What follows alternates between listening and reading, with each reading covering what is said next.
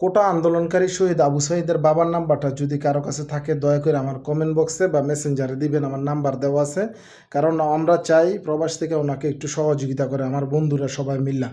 কারণ শহীদ আবু সাঈদের ফ্যামিলির ভরণ পোষণের জন্য একমাত্র শহীদ আবু সাঈদই ছিলেন, যার কারণে আমরা চাচ্ছি ওনার ফ্যামিলিকে একটু সচ্ছল রাখার জন্য, আমরা সৌদি প্রবাস থেকে একটু সহযোগিতা করার জন্য। আর আমার ভিডিওটা সবাই বেশি বেশি করে শেয়ার করে দিবেন, যার কাছে নাম্বার আছে ওনার কাছে যেন আমার ভিডিওটা পৌঁছায়।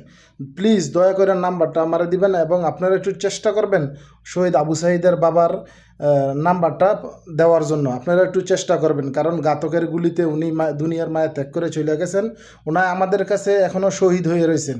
তাই আমরা চাই ওনার নাম্বারটা দরকার। আমরা সৌদি প্রবাসীরা যারা আছি ওনাকে একটু সহযোগিতা করার জন্য, ওনার ফ্যামিলির পাশে দাঁড়ানোর জন্য। এটা আমাদের প্রবাসীদের নৈতিক দায়িত্ব এবং আমাদের উচিত এই মুহূর্তে আমরা যারা কোটা আন্দোলনকারী আছে, যারা নিহত হয়েছে এবং আহত হয়েছে, আমরা প্রবাস থেকে ওনাকে একটু সহযোগিতা করার জন্য সবাইকে।